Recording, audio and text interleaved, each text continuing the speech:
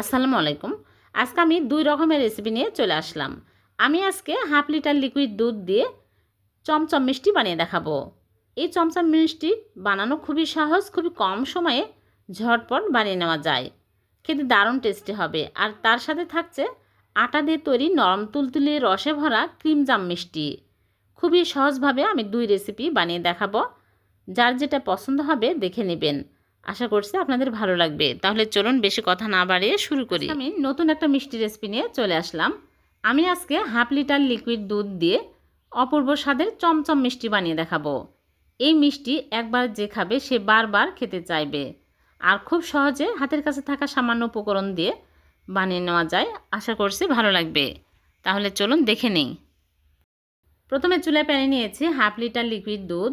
এখানে আমি প্যাকেটের দুধ নিয়েছি, আপনারা যে কোনো লিকুইড দুধ নিতে পারবেন।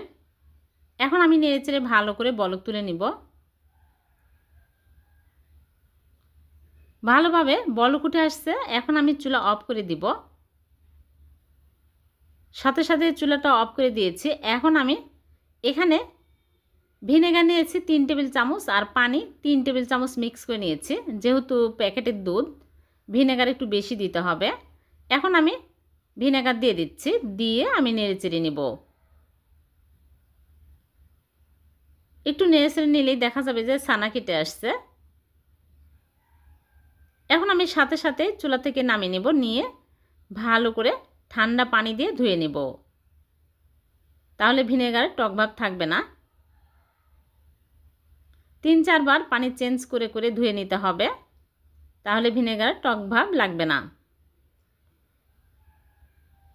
ভালো করে ধুয়ে নিয়েছি। এখন আমি পানি চেপে চেপে ফেলে দিব। ঝুলিয়ে রাখার প্রয়োজন নাই, পানি ভালো করে চেপে চেপে ফেলে দিলেই হবে। এখন আমি প্লেটের মধ্যে নিয়ে নিচ্ছি। ছানা যেমন তেমন হলেই হবে, অত পারফেক্ট ছানা না হলেও হবে। এখন আমি প্লেটের মধ্যে নিয়ে নিচ্ছি, নিয়ে একটু মথে নেব। বেশি মথার প্রয়োজন না, একটু দলা ভেঙে নিলেই হবে।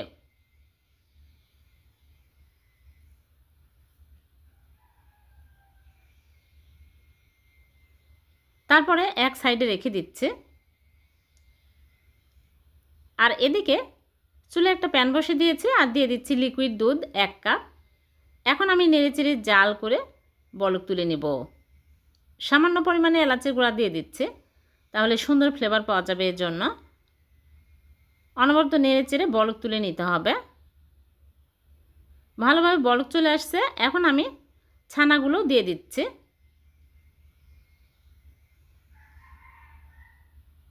ছানাগুলো দিয়ে আমি ভালো করে নেড়েচেড়ে দুধের সাথে ভালো করে মিক্স করে নিব, যেন দলা পেকে না থাকে। আর এর মধ্যে চিনি দিয়ে দিচ্ছি 1/3 কাপ। চিনি কমিয়ে বাড়িয়ে অ্যাড করতে পারবেন। তারপরে এখানে আমি গুঁড়া দুধ নিয়েছি 1 কাপ।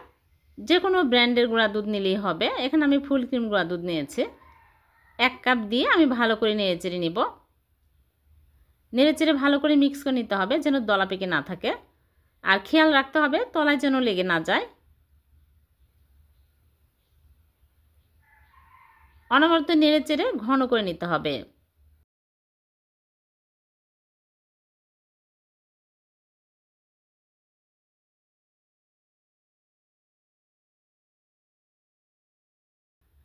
দেখুন অনেকটাই ঘন হয়ে আসছে।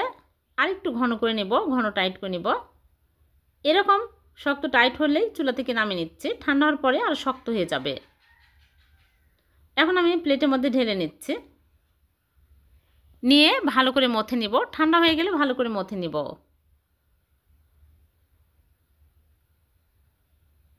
খুবই মজার এই চমচম মিষ্টি, খুবই সহজ বানানো। যে কেউ এই ভিডিও দেখে বানিয়ে নিতে পারবেন। ভালো করে মথে নেওয়ার পরে আমি হাতে ঘি লাগিয়ে নিয়ে এইরকম করে চমচমের শেপ দিয়ে নিচ্ছি। হয়ে গেল একটা। এইরকম করে সবগুলো বানিয়ে নিব। আপনারা চাইলে গোল করে বানাতে পারেন। মিষ্টি খেতে মন চাইলে ঝটপট এই মিষ্টি বানিয়ে খেতে পারবেন। সবগুলো বানিয়ে নিয়েছি। এখন আমি আরও টেস্টি করার জন্য গুঁড়া দুধের মধ্যে কোট করে নিচ্ছি। আপনারা চাইলে মাওয়াতেও কোট করতে পারেন। এত সুস্বাদু এই মিষ্টি আর এত কম সময়ে হয়ে গেল। ইনস্ট্যান্ট চমচম মিষ্টি। এভাবে আপনারা বাড়িতে বানিয়ে দেখবেন, দোকান থেকে কেনার প্রয়োজন হবে না। একবার যদি এই মিষ্টি বানিয়ে খান বারবার খেতে ইচ্ছে করবে। একটা কেটে দেখাচ্ছে, খুবই লোভনীয় হয়েছে আর খুবই সহজ বানানো। হাতের কাছে থাকা সামান্য উপকরণ দিয়ে এই মিষ্টি বানিয়ে খেতে পারবেন। ভিডিওটি যদি ভালো লেগে থাকে লাইক কমেন্ট শেয়ার করে দিবেন আর এরকম সহজ নতুন নতুন রেসিপি পেতে চ্যানেলটিকে সাবস্ক্রাইব করে রাখবেন। আজকে আমি আটা দিয়ে নরম তুলতুলে রসে ভরা ক্রিম জাম মিষ্টি বানিয়ে দেখাবো। আটা দিয়ে যে এত মজার ক্রিম জাম মিষ্টি তৈরি হয় আপনারা ভাবতেও পারবেন না। আমার এই ভিডিও দেখলে যে কেউ খুব সহজে এই মিষ্টি বানিয়ে নিতে পারবেন। আশা করছি আপনাদের ভালো লাগবে। ভিডিওটি ভালো লাগলে লাইক কমেন্ট শেয়ার করতে ভুলবেন না। তাহলে চলুন আর কথা না বাড়িয়ে শুরু করি। প্রথমে একটা বোলের মধ্যে নিয়ে নিচ্ছি আটা হাফ কাপ। আটার পরিবর্তে ময়দাও নিতে পারবেন। আর গুঁড়া দুধ দিয়ে দিচ্ছি 1/3 কাপ। গুঁড়া দুধ ফুল ক্রিম নিতে হবে। তারপর এর মধ্যে দিয়ে দিচ্ছি বেকিং সোডা হাফ চামচ একটু কমই নিয়েছি, উঁচু করে নিয়ে নিই। এখন আমি এর মধ্যে দিয়ে দিচ্ছি তেল 1 চামচ। ভালো করে ঘষে ঘষে মিক্স করে নিতে হবে। তেলের পরিবর্তে আপনারা চাইলে এখানে ঘিও দিতে পারবেন। হাতের কাছে যেটা থাকবে সেটাই দিয়ে নেবেন। এখন ভালো করে ঘষে ঘষে মিক্স করে নিতে হবে। এই কাজটা একটু ভালো করে নিতে হবে। যখন দেখবেন এরকম মোটো করলে মোটো হয়ে যাচ্ছে আবার ঝুরঝুরে হয়ে যাচ্ছে, তখনই বুঝতে হবে ময়ান দেওয়া হয়ে গেছে। এখন আমি এখানে লিকুইড দুধ নিয়েছি হাফ কাপ। আগে জাল দিয়ে ঠান্ডা করে নিয়েছি। এখন অল্প অল্প করে দিব আর মেখে নিব। এখানে কিন্তু গরম দুধ দেওয়া যাবে না, জাল করে ঠান্ডা করে তারপরে দিতে হবে। আর দুধের পরিবর্তে আপনারা চাইলে এখানে পানি দিয়েও মেখে নিতে পারেন। এই ডোটা একদম নরম হবে, শক্ত করা যাবে না, তাহলে শেপ দেওয়া যাবে না। অল্প অল্প করে দিয়ে ভালো করে মেখে নিতে হবে নরম করে। এরকম নরম হবে। এখন আমি হাত ধুয়ে তারপরে মিষ্টি শেপ দিয়ে নিচ্ছি। এরকম করে নিয়ে চেপে চেপে তারপরে চমচমে শেপ দিয়ে নিচ্ছি।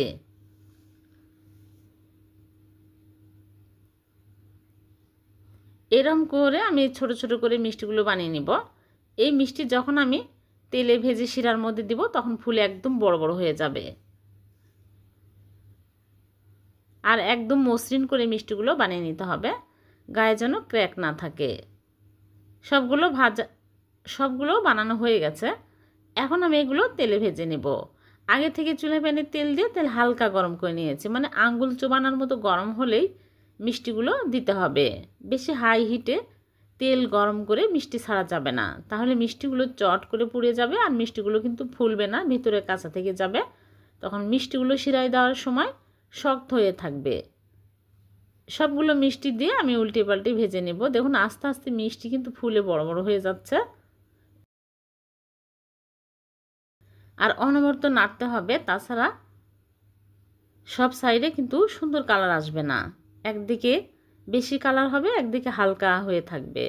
অনবরত এরকম নেড়ে চেড়ে নিতে হবে। আর পছন্দ মতো কালার হলে তুলে নিতে হবে। যখন এরকম সুন্দর কালার হবে তখনই তুলে নিচ্ছে।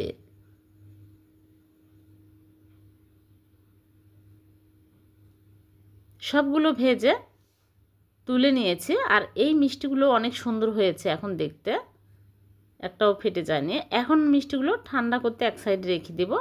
চিনি শিরা তৈরি করবো, এর জন্য চুলায় প্যান বসিয়ে দিয়ে দিচ্ছি চিনি 1 কাপ আর পানি দিয়ে দিচ্ছি 2 কাপ আর এলাচ 2টা দিয়ে দিচ্ছি। দিয়ে আমি নেড়েচেড়ে জাল করে চিনি গলিয়ে ভালোভাবে বলক তুলে নেব।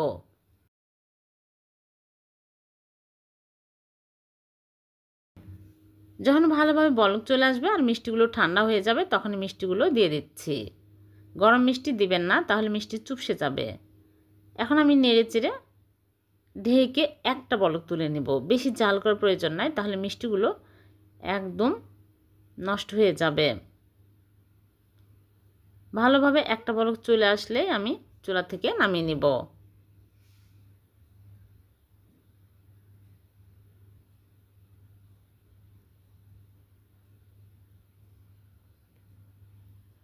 একটা বলক চলে আসছে আর মিষ্টিগুলো হয়ে গেছে। এখন চুলা থেকে নামিয়ে নিচ্ছে। চুলা থেকে নামিয়ে রেখে দেব 1 ঘন্টা। 1 ঘন্টা পর মিষ্টিগুলো সার্ভ করে আপনাদেরকে দেখাবো। ঢেকে রেখে দিলাম। আর এদিকে আমি ভিতরে ক্ষীর তৈরি করব। চুলায় প্যান বসিয়ে 1/2 কাপ লিকুইড দুধ আর 1/2 কাপ গুঁড়া দুধ দিয়ে আমি ভালো করে নেড়েচেড়ে মিক্স করে নিব। তারপরে চুলা অন করে দিব, দিয়ে অনবরত নাড়তে থাকবো। নেড়েচেড়ে ঘন ক্ষীর বানিয়ে নিতে হবে। তারপর এর মধ্যে চিনি দিয়ে দিচ্ছি 1 চামচ। চিনি দিয়ে আমি নেড়েচেড়ে যখন এরকম ঘন ক্ষীর হয়ে আসবে তখনই চুলা থেকে নামিয়ে নিতে হবে। এর চেয়ে বেশি ঘন করা যাবে না, ঠান্ডা হয়ে যাওয়ার পরে আরও শক্ত হয়ে যায়। এই অবস্থায় এখন আমি চুলা থেকে নামিয়ে নিচ্ছি। প্লেটে ঢেলে ঠান্ডা করে নেব। ঠান্ডা হয়ে গেছে। এখন আমি এইরকম অল্প অল্প করে নিয়ে লম্বা করে এরকম করে ভিতরে পুর বানিয়ে নিচ্ছি। তাহলে ভিতরে পুর দিতে সুবিধা হবে। এক সাইডে রেখে দিলাম। এদিকে মিষ্টি 1 ঘন্টা পর আপনাদেরকে দেখাচ্ছি। দেখুন কতটা রস ঢুকেছে আর কত সুন্দর মিষ্টি হয়েছে। একদম রসে টইটম্বর, সবগুলো শিরা সোপ করে নিয়েছে। এখন আমি শিরা এরকম করে চেপে চেপে মিষ্টিগুলো তুলে নিচ্ছি। এখন একটা করে মিষ্টি নিয়ে আমি এইরকম করে একটা নাইফ দিয়ে কেটে নিচ্ছি। নিয়ে ভিতরে পুর দিয়ে দেব। এরকম করে কেটে ভিতরে পুর দিলে সুবিধা হবে। হয়ে গেল একটা ক্রিম জাম মিষ্টি। আমি এইরকম করে সবগুলো মিষ্টির ভিতরে পুর দিয়ে নেব। খুবই টেস্টি হয় আর খুবই সহজ এই মিষ্টি বানানো। বাড়িতে যে এত মজার আটা দিয়ে মিষ্টি তৈরি করা যায় ভাবতে অবাক লাগে। সবগুলো মিষ্টি আমি এইরকম করে ভিতরে পুর দিয়ে সার্ভ করে নিলাম। দেখলেন তো কত সহজে আটা দিয়ে নরম তুলতুলে রসে ভরা ক্রিম জাম মিষ্টি তৈরি হয়ে গেল। একটা মিষ্টি কেটে দেখাচ্ছি ভিতরে কতটা রস ঢুকেছে। একদম রসে টইটুম্বর হয়ে গেছে। এইভাবে আপনারা বাড়িতে একবার হলো ট্রাই করবেন। ভিডিওটি ভালো লাগলে লাইক কমেন্ট শেয়ার করে দিবেন। আবার দেখা হবে নতুন কোনো রেসিপিতে। আল্লাহ হাফেজ।